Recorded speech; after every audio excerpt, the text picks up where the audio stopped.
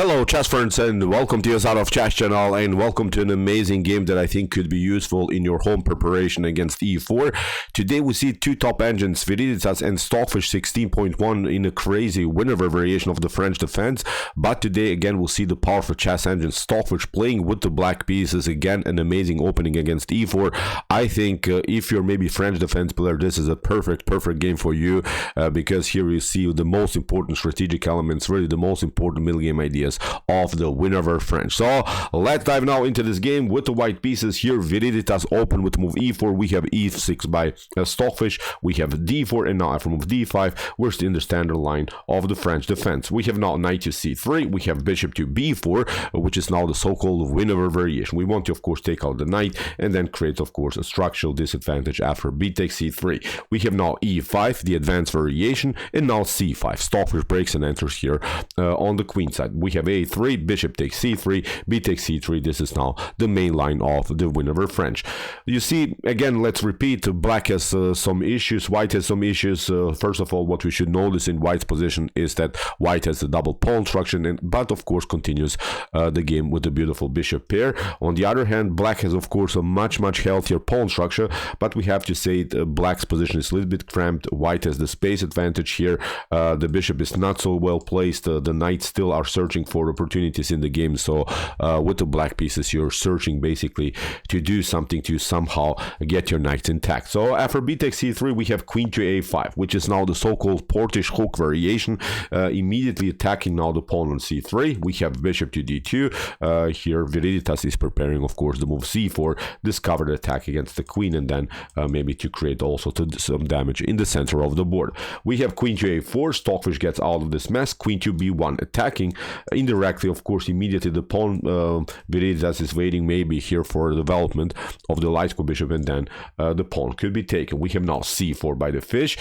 Stockfish blocks out now the whole position now on the queen side, which is I think a great strategic element, because when you're playing with the knights on the board, then you want to keep really a static position, really a blocked out position, because in blocked out position of course the bishops don't have such a great activity, I think. So that's why c4, perfect plan here by black. We have bishop to e2. You see, although white has the bishop pair, it's not so easy to make something out of this, although maybe these bishops are targeting the king side. But you see the actual idea here by Stockfish. Stockfish will not castle king side. Stockfish will actually try to castle somehow queen side here, getting out of this potential attack by white on the king side. So very important also ideas again here by black. We have knight to c6. Stockfish continues with normal development. Bishop to h5. With this move, Viriditas is basically preventing here Stockfish to castle queenside immediately in some preparations, because then the pawn on f7 could be weak. But Stockfish continues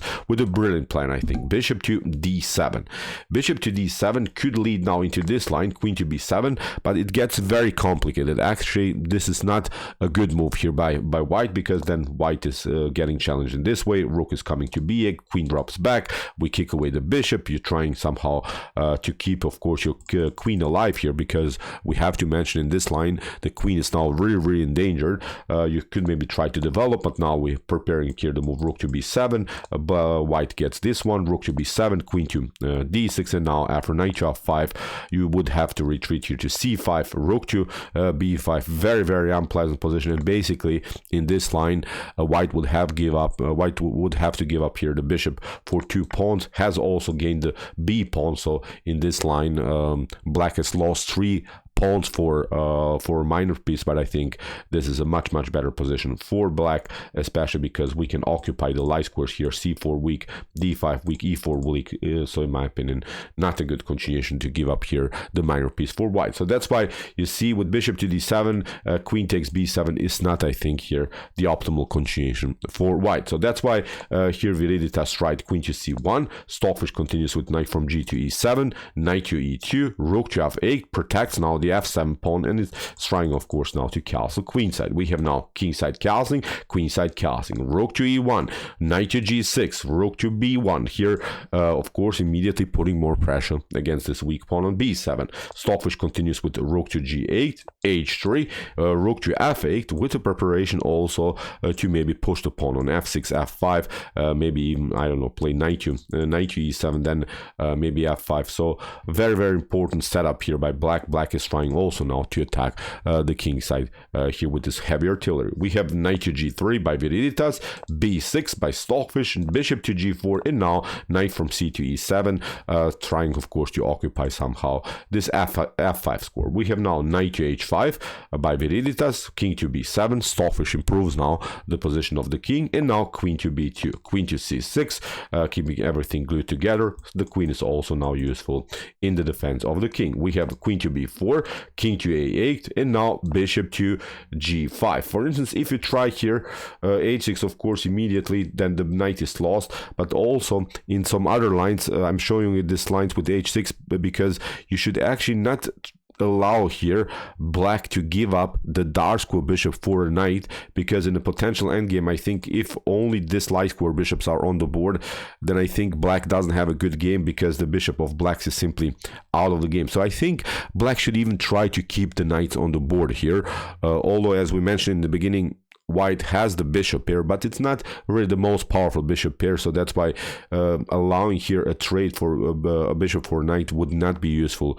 here for black. Although here, as I said, it's already twice attacked, but even in different lines, black should not try to allow it. So that's why here knight to c8. You see here with this move, Stockfish is saying, okay, I have now everything fixed here on this side of the board. My knight is connected to the b6 square, to the a7 square, and now slowly but surely maybe I could do something here with the move f6 or maybe f5, attacking further the king side. We have now the move g3, a5, kicking away the queen. Stockfish is not tolerating here any piece activity by white. We have h6, kicking away the bishop, and now king to a7, simply again improving the position of the king. And although white has some batteries here, white has some attacking chances on the b file, but actually if you consider this position a little bit harder, look at this, it's very hard to include other pieces into the attack for white. So far we have the battery, but the battery is basically useful, so it's not so easy to do something, as I said, here for white on the queen side. We have queen to c1,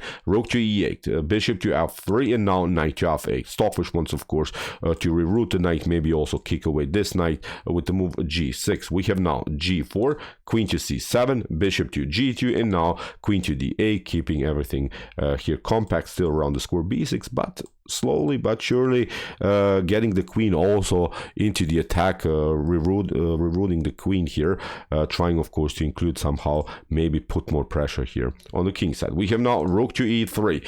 If you play here g5, seems tempting, maybe to break and enter here for white on the king side. Then after h takes g5, bishop to g5. Now actually we could maybe try knight to e7, because after bishop to e7, queen to e7, okay, you are maybe having here a bad light square bishop, but now I don't like also white's pawn structure. Look at this, f2 isolated pawn, h3 isolated pawn. We have already here a strategic disadvantage from the beginning of the game, where white has this double pawn structure. a3 is weak, so many strategic problems, I would say. Black has, of course, the issue with the light square bishop, but I think white's position is much harder here to play. So that's why after queen to d8, we have rook to e3. Here Viriditas is trying maybe some ideas of f4, rook to f3, and then maybe break and enter with the move f5. Stockfish continues with knight to h7, control so far the g5 square, knight to g3, and now knight to e7. We have now queen to f1. You see, Viriditas is preparing still the kingside attack. We have now the move f5. Stockfish doesn't want to tolerate any attacking chances here by white on the king side, and actually you see now how Stockfish will change the direction of the attack. It seems so that white should have an advantage on the king side, but now Stockfish will try to do also something here on this side of the board. What should white do? After move f5, you could of course take here with en passant g takes f6, but then after knight to f6 f4, look at this, the knights are coming into the game. You're trying maybe to include this one. Black is getting out of this e-file mess. Maybe f5 could be an opportunity, and I think this is a solid game for black. Knight to h4 in one moment can happen, then g5. So I really like also now finally black's position here with these two rooks targeting indirectly of course the queen on f1, but also the king on g1. So it's not so easy also again for white to open a position with this beautiful rook activity. Then also we can play something like bishop to a4, attacking now the pawn. So in one moment again black has to white has to step back to defend the pawn on c2. So as I said, very tough position now to play for both sides. After move f5, we have now, that's why g takes f5, e takes f5. Watch it again. Why do if you try here e6 seems tempting, then again this idea that we have talked about, bishop to a4, you're trying maybe to attack this one. We simply play knight to f6, you takes, and now as I said, bishop to c2 is simply winning the game here for black. Not so easy again for white to put more pressure also against this pawn on f5. So that's why f4 here by Viriditas, trying also to block the potential move by black, because we have to say also f4 is here the huge threat by white trying this fork against both of these pieces. So that's why f4, bishop to a4 anyway, hitting now the pawn. And now Viriditas makes, I think, even the first inaccuracy, but I would even say it's also a crucial moment, because here Viriditas lost, I think, all of the chances to put more pressure against black's position. Here a good choice is to play rook to b2. You're keeping your pawn protected, but you're keeping also your chances here on the b file, and you're keeping also the queen close to the action on the king side. So that's, I think, now a very important thing to say. But after move bishop to a4, what Viriditas did was now the move queen to c1, and now Stockfish says, okay, you had your opportunity here on this side of the board, you remove now the queen from the king side. Now I will show you how to attack on the king side. Stockfish plays now the amazing g5 and breaks and enters here immediately. The queen is not supposed to, of course, just protect one pawn. I think here rook to b2 was much better for Viriditas, and I think from this point on the game becomes a one-way ticket here simply in black's favor. We have now rook to f3. Stockfish continues with rook to f8, keeps now again both of these rooks very active, especially on the g file where the king could be endangered if something of course clears on the g file. We have king to h2, so Viriditas is of course calculating the positional problems on the g file, gets out of this mess. We have now g4, Stockfish puts more pressure, and you see now very tough position now to play for white. We have now rook to f1, and now comes, I think, a very important moment again here by black. Maybe just for fun, if you like, you can pause the video and try to see now the best continuation here for black. I'm not saying this move is winning or something immediately, but I think when you are already on the attacking side, you should always try to find the next best spicy, the next best really attacking sharp move. So you have to keep now the attacking flow here for black. Otherwise, maybe black could also be challenged and afterwards on the queen side. So that's why very important moment now of the game. So as I said, pause the video and try to see now the best continuation here for Stockfish. Okay, Stockfish played now the amazing h5. Brilliant move, I think. Many of us, I think, could see this move because it's, I think, a natural opposite side attack game move where the kings are on opposite sides. You should not really count material. What you're trying to do is, of course, open files, open diagonals in front of your opponent's king. And now, after move h5, if you don't react, then this one is marching. So that's why Viriditas took knight to h5. But now, after knight to g6, notice also that in some lines, the h file could be now open. So Viriditas tried to escape from the g file attack, now gets huge tactical problems on the h file. Knight to g6 by the fish. What should you do? For instance, if you try to retreat with your knight, then simple knight to h4. puts more pressure against the bishop. You're trying to retreat. This rook is coming. You're trying maybe to escape. Look at this rook to h8, and I would not love to play this position for white, especially because of this heavy really artillery. Knight to f3 could happen. We can play discoveries with knight to g5 maybe if the h file opens. So very tough now to defend, I think, this position for Viriditas. So that's why after knight to g6 we have now queen to b2. Viriditas is trying to continue the pressure on the b file, but it's, I think, a little bit too late. Stockfish continues now with the attack, knight to h4, and now we have bishop to d5. Stockfish even allowed here this move. You cannot take, of course, queen to d5 because of queen to b6, queen to a6 checkmate, but Stockfish calculated everything in a good way. Says now, okay, you had your fun, you took now a pawn, but who cares about a pawn? Stockfish continues now with amazing rook to g6, stays connected to the b6 square, but is also keeping the rook active here on the g file. So very messy position again here for Viriditas. We have bishop to h1. Stockfish continues now with the rook to h8. You see, we have now here really great attacking chances. And again, what should white do? For instance, you could try maybe bishop to e1 to try to attack this knight, but who cares? We play simply rook to h6. If you play here something like queen takes bishop to h4, then queen to h4, you're trying to escape. The queen is coming in some lines. You can get even checkmate. So after rook to h6, you could maybe try knight to g3, but now this knight can be rerouted. Maybe you can step back and look at this knight to f3 is coming.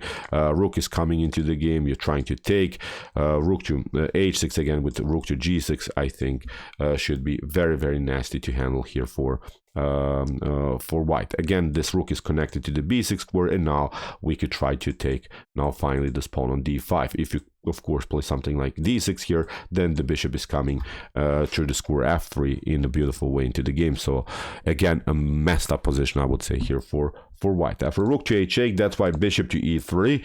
Viriditas is trying to somehow keep the chances here around the square b6, but Stockfish continues with the calm knight to f8. We have now the move d5 by Viriditas, and now a rook takes h5. You see the knight is lost here on the h file. Even if you try to escape, look at this knight to g3, then again this motif, knight to f3, bishop takes f3, rook takes h3, comes with a check. Now the queen is coming. You cannot escape with the knight because here, for instance, after g takes f3, you're running even into a checkmate sequence. So too much pressure here on the g and h file. So that's why after move knight to f8, d5, Stockfish took now the rook on the knight on h5 with the rook. Stays, of course, still connected with this rook to the square b6. We have now the move e6, g3 by Stockfish, and now after king to g1, now a brilliant move here by Stockfish.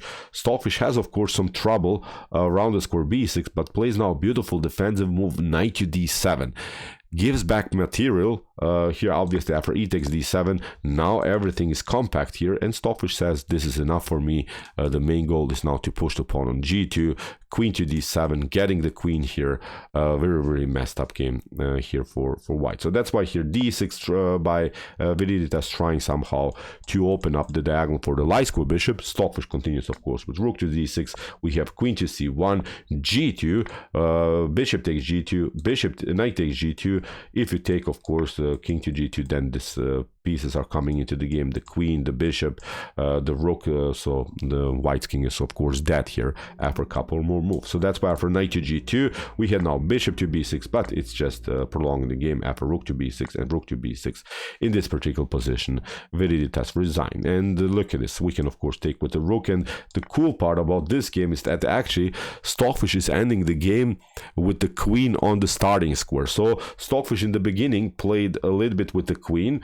Let's go fast forward this game a little bit. Look at this. The queen played in the beginning a little bit here, but then when the queen came back to d8, it never really went from the square anywhere. The queen had a great activity later after move queen to d8. Look at this.